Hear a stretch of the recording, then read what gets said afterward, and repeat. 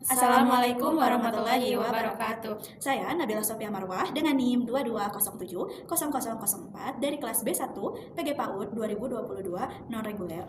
Dan saya Anissa Raihana Tazkia dengan NIM 22070027 dari kelas B1 2022 PG PAUD non-reguler. Pada kesempatan kali ini, kami mengambil topik yaitu guru dan perannya dalam perkembangan psikologi. Adapun judul yang kami angkat adalah Peran guru dalam membantu peserta didik mengenali dan mengelola emosi. Urgensi guru dalam membantu peserta didik mengenali dan mengelola emosi. Peranan guru seharusnya bukan hanya memperhatikan di bidang akademik saja, akan tetapi guru juga berperan dalam membantu peserta didik untuk mengelola dan mengenali emosi mereka. Mengapa demikian? Karena yang pertama, peranan guru adalah untuk mendukung perkembangan sosial emosional peserta didik. Yang kedua yaitu untuk meningkatkan prestasi akademik siswa, karena siswa yang emosinya terkendali akan lebih fokus dalam belajar, sementara emosi negatif seperti kecemasan atau frustasi akan mengganggu proses belajar siswa. Yang ketiga yaitu untuk mencegah masalah perilaku pada siswa. Nah, ketidakmampuan siswa dalam mengelola emosinya seringkali menyebabkan masalah perilaku seperti agresif, menarik diri, atau tidak mau bersosialisasi.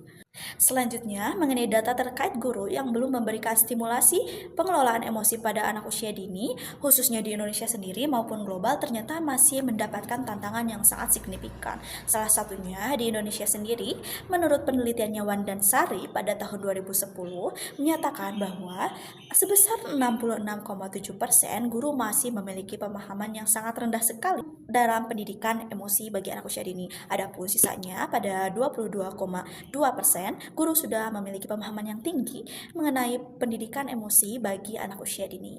Nah, dari fenomena itu, apakah Kanabila setuju dengan pernyataan tersebut? Dari pendapat saya ada dua jawaban dari pernyataan tersebut.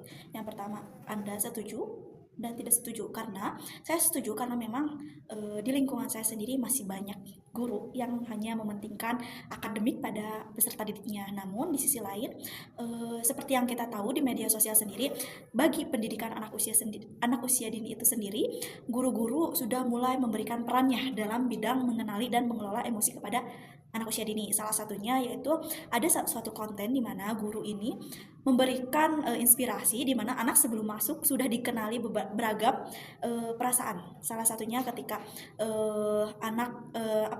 ketika anak ditanya apakah anak senang hari ini, anak marah hari ini, itu adalah salah satu bentuk guru sudah menjalankan perannya yaitu untuk mengenal emosi kepada anak usia dini. Nah, menurut Teh Anissa sendiri nih,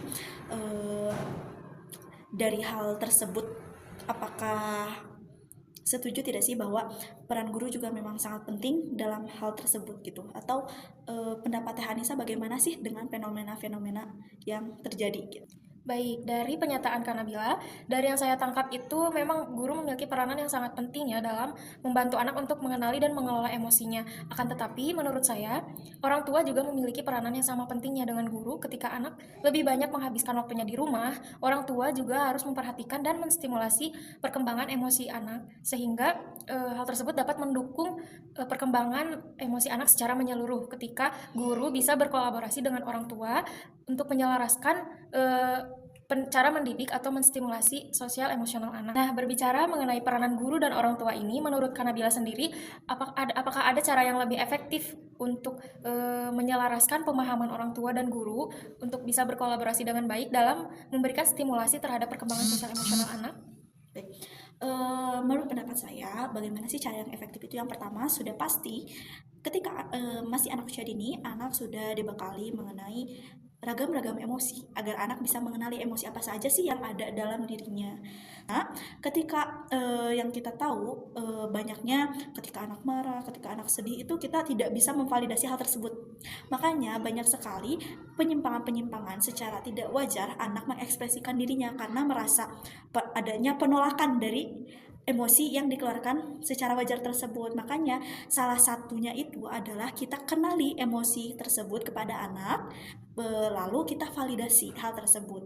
Nah, baik di rumah maupun di sekolah. Nah, bagaimana sih contoh dari kata-kata yang dapat dikeluarkan ketika memvalidasi emosi anak itu? Apakah dengan jangan menangis, jangan marah, misalnya itu menjadi solusi, ataukah justru sebaliknya menurut Kak Nabila sendiri? Kalau menurut saya sendiri, justru dengan dilarang seperti itu, anak tidak bisa mengekspresikan karena ada kata jangan. Itu berarti kan larangan. Jadi emosi yang disalurkan oleh anak itu menjadi emosi yang negatif. Betul Begitu. sekali. Kesimpulan dari pendapat-pendapat yang telah disampaikan yaitu guru memiliki peranan yang sangat penting dalam membantu mengenali dan mengelola emosi anak ketika anak berada di sekolah. Nah, sama halnya dengan peran orang tua yang memiliki peranan yang sama pentingnya juga ketika menstimulasi dan mendidik bagaimana cara mengenali dan mengelola emosi anak ketika di rumah. Maka dari itu, perlu adanya kolaborasi antara orang tua dan guru untuk mengenali dan mengelola emosi pada anak. Sekian dari kami. Wassalamualaikum warahmatullahi wabarakatuh.